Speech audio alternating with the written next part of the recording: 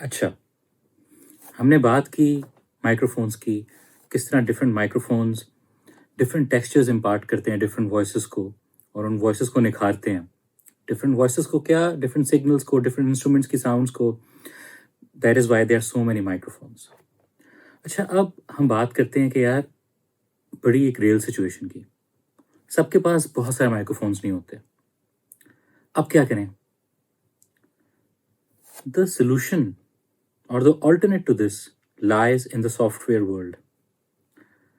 आपके पास in the software world अगर आप डॉ यूज़ करते हैं, क्यूबेस या कोई सा भी, logic, pro tools, plugins, effects की दुनिया है दैट यू कैन एक्वायर।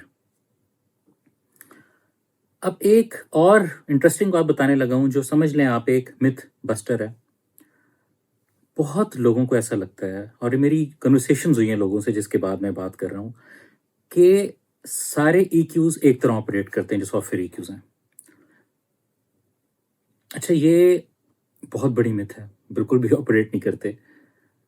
जो इतने डिफरेंट काइंड्स ऑफ ईक्यूज़ आपको मिलते हैं ना ऑनलाइन, जो आप खरीद सकते हैं, यूज़ कर सकते हैं, इवन फ्रीवेयर बहुत मिलते हैं।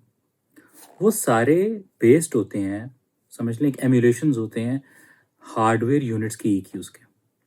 अब हर हार्डवेयर यूनिट अगर एक कंपनी बनाती है, जिस तरह एक पलटेक है, उनका ईक्यू बहुत मशहूर है। एसएसएल एक कंपनी है जो मिक्सर्स बड़े-बड़े एनालॉग बनाती थी, उनकी जो ईक्यू स्ट्रिप है, बहुत मशहूर है। नीव का ईक्यू बहुत मशहूर है। वो सारे हार्डवेयर ईक्यूज़ हैं।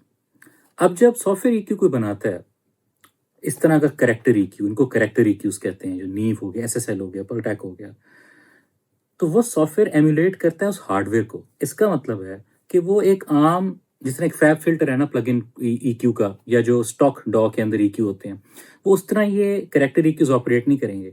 फॉर एग्ज़ाम्पल, अगर उन्होंने 5 किलोहर्ट्ज़ पे 2 डीबी बढ़ाना है, वो 2 डीबी बढ़ाना एक फैब फ़िल्टर के 2 डीबी बढ़ाने से डिफरेंट होगा। वो एक डिफरेंट एल्गोरिदम के थ्रू 2 डीबी बढ़ा रहा होगा। And that is how these character EQs and not just character EQs, इसी तरह जिस तरह करैक्टर EQs हैं, करैक्टर कंप्रेसर्स भी हैं, जो कि पुराने डिफरेंट कंप्रेसर कंसोल्स जो कि हार्डवेयर यूज़ पूरी दुनिया में होते हैं, उन पे बेस करते हैं। इन सब का मकसद होता है कि करैक्टर इम्पार्ट करना आवाज़ को, सिग्नल को, इंस्ट्रूमेंट को। इस तरह अगर आपने किसी भी माइक से कोई सिग्नल रिकॉर्ड किया है, आप EQ कंप्रेशन के थ्रू उसमें करैक्टर ऐड कर सकते हैं in a way where it will sound as if it was recorded on a different mic। आपके पास 4 सिग्नल्स होंगे, 4 डिफरेंट किस्म के सिग्नल्स हैं, आप उनको डिफरेंट तरीके से ट्रीट करेंगे अपने डॉ के अंदर, करैक्टर को एनहांस करने के लिए। चारों डिफरेंट लगेंगे एक दूसरे से, कोई नहीं बता सकेगा कि ये सेम माइक से रिकॉर्ड हुए हैं। So you need to know your software as well, and there's so many of them that can help you do it। आपके वेव्स का जो पूरा एक पूरा प्लग इन पैक है, उसके अंदर बहुत सारे करैक्टर EQs हैं। उसके अंदर नीव 1073 की एमुलेशन भी है, वो एक बहुत मशहूर EQ है। उसके अंदर API एक बहुत मशहूर EQ है। बेसिकली एनालॉग मिक्सर्स हैं जिनका वो एक EQ स्ट्रिप होती है, उस पर बेस करके API उसमें waves has it, so many others as well जो कि उसके अंदर मौजूद हैं। इसी तरह से कंप्रेशन में एक दुनिया का जो सबसे ज़्यादा यूज्ड कंप्रेसर है हार्डवेयर, उसका नाम है LA2A। उसकी बहुत सारी एमुलेशंस हैं, बहुत सारे बनाते हैं लोग। आप वेव्स भी बनाता है CLA2A के नाम से। फिर उसके बाद आई थिंक नेटिव इंस्ट्रूमेंट्स का है VC2A। पिछले में मैंने डेमोन्स्ट्रेट भी किया था in the first session. So software के थ्रू जब आप डिफरेंट प्लगइन्स यूज़ करते हैं, याद रखें कि हर EQ, हर कंप्रेशन एक जैसा नहीं होता। There is a plugin that I use for adding some character through EQ is mag EQ। ज़बरदस्त बाय द वे प्लगइन है, आप उसको यूज़ करना शुरू करें, यू विल अंडरस्टैंड हाउ उसका हाई एंड बढ़ाने का तरीका या लो एंड बढ़ाने का तरीका या क्लैरिटी बढ़ाने का तरीका फ्रिक्वेंसी रेंजेस में ही, वो आम EQ जैसा नहीं है। So please have a lot of character EQs and a lot of character compressors at your disposal. सबसे ज़रूरी बात है। अब नाउ मैं आपको अभी अपने एक रीसेंट प्रोजेक्ट खोल के दिखाता हूँ। आई डिड पेप्सी के लिए खेल जा दिल से। सो उसमें एक 4 डिफरेंट वोकलिस्ट्स को रिकॉर्ड किया। उसमें फवाद खान, आयमा बेग, हारून शाहिद और असफर हुसैन और बिलाल, 5 लोग। बिलाल फ्रॉम कश्मीर। अब ये 5 लोग थे, हर एक को डिफरेंट माइक्रोफोन लगा, मैं मानता हूँ। लेकिन जब आप मिक्स में बैठते हो तो आप देखते हो कि अच्छा यार, कहाँ इन सब आवाज़ों ने मिलना है, कहाँ इन सब आवाज़ों ने सेपरेट होना है, कहाँ मैं आवाज़ को और निखार सकता हूँ। Then you start treating them in a certain way. So आज मैं आपको थोड़ा सा दिखाऊंगा कि मैंने आयमा की आवाज़ को ट्रीट कैसे किया। इंटरेस्टिंग बात क्या है कि आयमा को मैंने रिकॉर्ड किया था, एक माइक है, उसका नाम है Rode NTR। It's a ribbon microphone. Ribbon microphone आप समझ लें 1920s की इन्वेंशन है, as far as I remember, as far as I have read. It is the मतलब सबसे विंटेज माइक्रोफोन जो है ना, आप समझ लें वो क्लासिक, वो रिबन ही माइक्रोफोन की टाइप है। वो उसकी इंटरेस्टिंग बात ये होती है कि वो हाई एंड ना, मतलब जो आवाज़ की शाइन है वो उस तरह कैप्चर नहीं करता, बहुत ही स्मूथ सिल्की तरीके से करता है। बट आपकी लो मिड टेक्सचर आवाज़ का, आपका समझ लें बेस जो आपकी आवाज़ में है, या बेस के आगे भी जो फ्रिक्वेंसीज हैं, लो मिड्स जिनको मैं कह रहा हूँ, वो भी बड़ा अच्छा कैप्चर करता है। हाई मिड्स भी बहुत अच्छी कैप्चर करता है, क्लैरिटी बहुत अच्छी कैप्चर करता है। अब मुझे प्रॉब्लम क्या फेस हुई, I wanted a bit of air in her voice, right, where it shines as well. So what did I do? मैंने एयर के लिए, मैंने कंप्रेशन के लिए मैंने क्या यूज़ किया, तो मैं आयमा के ट्रैक पे जो मैंने सारी सिग्नल चेन लगाई है, मैं आपको भी वो दिखाने लगा। Okay, so right now you can see the screen. इस पे क्यूबेस 10.5 जो मेरा डॉ है जिस पे मैं काम करता हूँ। I have the project open. It is Khel Ja Dil Se का प्रोजेक्ट। इसके अंदर different vocalist sang, as I told you before as well. इसमें मैं आपको आयमा की जो मैंने वोकल ट्रीटमेंट की है, मैं उसके बारे में बताऊंगा। क्यों इंटरेस्टिंग है कि मैं इस बारे में बताऊं आपको, इसलिए क्योंकि ये गाना बड़ा डिफरेंट था for a female singer to come in and sing with 4 other male vocalists. So challenging था।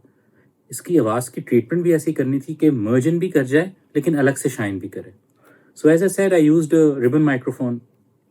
रिबन माइक्रोफोन आवाज़ को वेट देता है, और जो उसका हाई एंड होता है आवाज़ का, वो बड़ा स्मूथ सिल्की टाइप होता है, वो बहुत एविडेंट और क्लियर और क्रिस्प नहीं होता। ठीक है, यहाँ मुझे वेट चाहिए था क्योंकि आयमा की आवाज़ के अंदर वो वेट एग्जिस्ट करता है लेकिन प्रोनाउंस्ड नहीं है। सो आई यूज्ड अ माइक्रोफोन जो उसके वेट को प्रोनाउंस करे। So I just make you first hear बिल्कुल रॉ उसके वोकल जिस तरह रिकॉर्ड हुए थे। So let's go.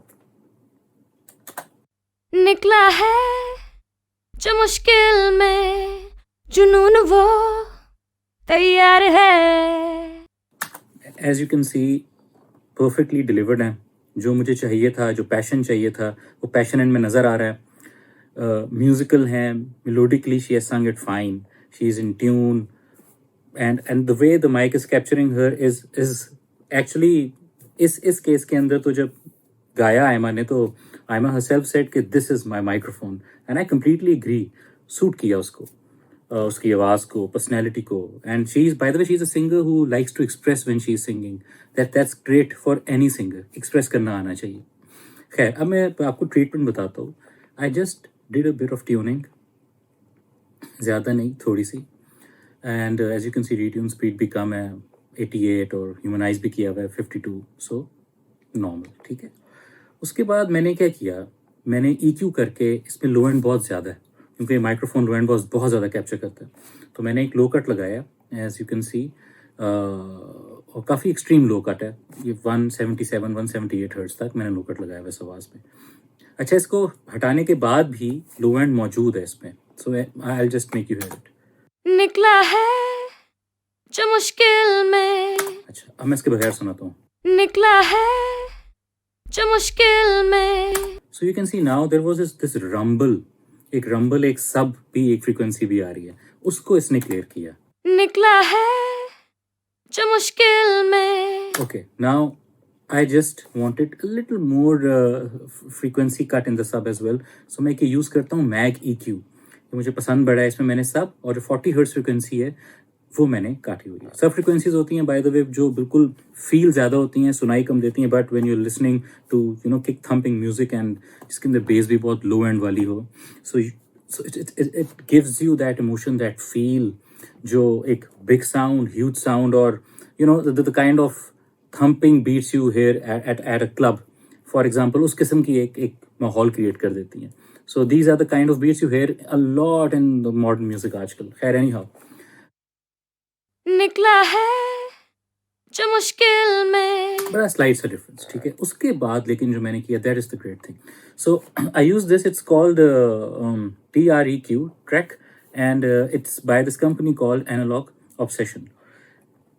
I love the way जो जिस तरह ये हाई एंड ऐड करता है किसी आवाज में. So as you can see, जब कंपनी का नाम है एनालॉग ऑब्सेशन है, this EQ is based on a hardware EQ, right. अब लेट्स जस्ट सी के इसके बगैर क्या है. निकला है जो मुश्किल में. Okay, so now I have what I have done is कि मैंने EQ इसको किया थोड़ा सा, और 8 किलोहर्ट्ज पे I have given it a boost of, you can say I think 6 dB का, right. So let's hear it with this boost. निकला है जो मुश्किल में. विदाउट. निकला है जो मुश्किल में. विद. निकला है जो मुश्किल में. जुनून वो तैयार है. जबरदस्त, ठीक है. Now you can hear the clarity is coming back. जबरदस्त हो रहा है. अच्छा, now what I wanted was, I wanted कि इसके जो मुझे tube saturation, I love it, right. So there is this plugin I use to create that kind of a tube drive, जो ट्यूब माइक्रोफोनिक आवाज में क्रिएट करता है. सो ये एक है सॉफ्ट ट्यूब का सैचुरेशन है, just one knob sort of a plugin. तो इसमें मैंने ये 3 ऑप्शंस हैं, हाई, न्यूट्रल और लो की. मैंने हाई पे जाके इसकी थोड़ी सी सैचुरेशन बढ़ाई है. उससे 2 चीज़ें होंगी, क्लैरिटी बढ़ेगी, ग्रिट आएगी, दोनों चीज़ें. अब आप नोट कीजिएगा, आवाज़ के बिगिनिंग्स भी क्लियर हो जाएंगे, केवल लफ्ज़ और क्लियर हो जाएंगे. निकला है जो मुश्किल में. जुनून वो तैयार है. Now without it. निकला है जो मुश्किल में. With it. निकला है जो मुश्किल में. जुनून वो तैयार है. इंपॉर्टेंट बात नोट करने की है कि मैंने इस लाइन पे क्यों ड्राइव लगाई है. अब वो जो बात है ना, निकला है जो मुश्किल में, जुनून वो तैयार है, ये बात मांग रही है अग्रेशन, ग्रिट. सो मैंने सैचुरेशन दी ताकि और अपफ्रंट वोकल और क्लियर कट, मतलब कॉन्फिडेंस मजीद नजर आए. ये संग इट विद कॉन्फिडेंस, मैंने उस कॉन्फिडेंस को एनहांस किया. सो ये सारे टूल्स मैं इनको टेक्निकली नहीं देखता, मतलब टेक्निकल नो हाउ नॉलेज होनी जरूरी है, but understanding of the tool to create moods and emotion, that is the main thing that you need to remember. अच्छा, अब एक और चीज किया, मैंने इसको हल्का सा कंप्रेस किया. निकला है जो मुश्किल में. जुनून वो तैयार है. So you can see already जो वेव फॉर्म से भी आप ये देख सकते होंगे कि the way it is happening right now, आप the wave form is also not very open के बड़ी डिटेल्स आ रही हैं. You can see it clearly that it is already a very thick sounding wave form, और उससे भी आपको नज़र आ रहा है कि इसको बहुत ज़्यादा कंप्रेशन की ज़रूरत नहीं है, कोई इसमें बहुत पीक्स वगैरह नहीं है, ठीक है. सो और जो मैंने इसलिए जो कंप्रेशन भी लगाई, ये एक फ्री कंप्रेसर है. You can get it from the website as well. It's I think Tokyo Dawn का है, feedback compressor. It's a kind of compressor that whenever I use it, it doesn't add any colour, it does not add any, कोई अलग से texture add नहीं करता, कोई saturation नहीं करता. It is compressing as transparently as possible, I would say. और ये कंप्रेस भी इस तरह करता है कि आपको एट नॉर्मल सेटिंग से फील ही नहीं होता कि कुछ कंप्रेस हो रहा है. So you know, for my style of mixing it's really good. So the clarity remains there, the attack of the vocals remain there. So get this compressor, and this is a very important. ये जो इसकी एक attack वाली knob है, you know, this is very important. If you want कि फॉरन compress होना शुरू हो जाए सिग्नल जैसे ही प्ले हुआ है, तो you have it to a very fast attack setting like right now मैंने 0.01 कर दिया, but if you want कि अच्छा थोड़ा breathing space मिले और उसके बाद compress करना शुरू करें like I have kept, so जो word की startings है ना वो बड़ी अच्छी आ जाती हैं, so like this yeah. निकला है जो मुश्किल में जुनून वो तैयार है। अच्छा एक फिर मैंने और चीज़ की जो एक टेक्निक मैं यूज़ भी करता हूँ, मैं हमेशा ना 2 रिवर्ब्स यूज़ करता हूँ। मैं भी आपको उनमें से एक के बारे में बताता हूँ। जो मैं रिवर्ब यूज़ करता हूँ सेंड्स में आप लोग अपने रिवर्ब डालते होंगे यू नो, और एक पता नहीं कितने लोग ये करते हैं, लेकिन मैं इंसर्ट में भी एक रिवर्ब लगाता हूँ। उससे होता क्या है, उससे I am able to place the vocalist in a space, in a real space. Insert वाले रिवर्ब का मेरा मकसद ये होता है कि मैं कैरेक्टर दे दूं कि जैसे वो वोकलिस्ट किसी जगह पे खड़ा होकर गा रहा है, ठीक है। स्टूडियो के अंदर तो ऑब्वियसली आइसोलेशन है, सारा कुछ है, but I want to add the character of the room to the voice. So I बहुत ही थोड़ी वैल्यू पे मैं एक रिवर्ब भी इंसर्ट्स में लगाता हूँ, ठीक है।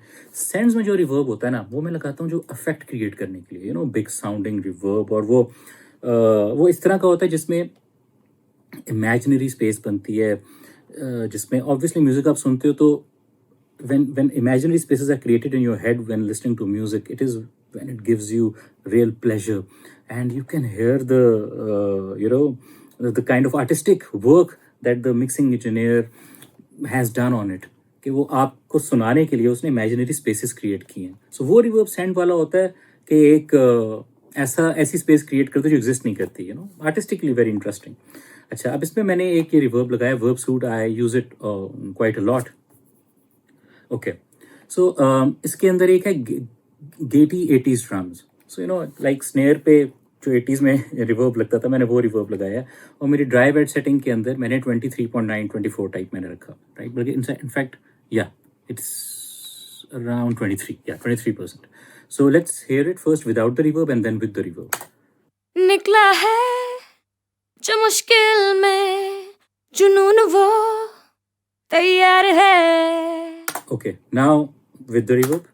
निकला है जो मुश्किल में जुनून वो तैयार है। Wonderful, right?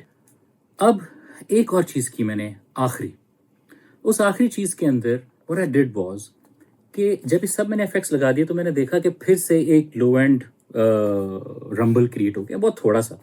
सो उसको काटने के लिए मैंने लगाया focusing equaliser. It is beautiful, I would recommend ये सॉफ्ट का प्लग इन पैक आपके पास होना चाहिए। इसमें जो लो कट और हाई कट है ये बिल्कुल एक आम फैब फिल्टर टाइप EQ या जो स्टॉक EQs उस तरह ऑपरेट नहीं करता, बड़ा म्यूजिकली ऑपरेट करता है। अब मैंने इसका लो कट 146 हर्ट्ज पे किया हुआ है, लेकिन ये ऐसा नहीं कि बिल्कुल ही इसने लो ख़त्म कर दिया है, ये बड़े तरीके से काटता है ताकि म्यूजिकलिटी उस चीज़ की रहे। मैं आपको इसके बगैर इसके साथ भी सुनाता हूँ, बहुत मामूली फ़र्क होगा, और obviously you won't be able to hear it on your phones, but if you have good headphones तो ज़रूर आप ये सुन सकते हैं फ़र्क। पहले विदाउट। निकला है जो मुश्किल में जुनून वो तैयार है। अच्छा, अब इसके साथ। निकला है जो मुश्किल में जुनून वो तैयार है। ब्रिलियंट। अच्छा, अब आप एक और बात भी नोट करें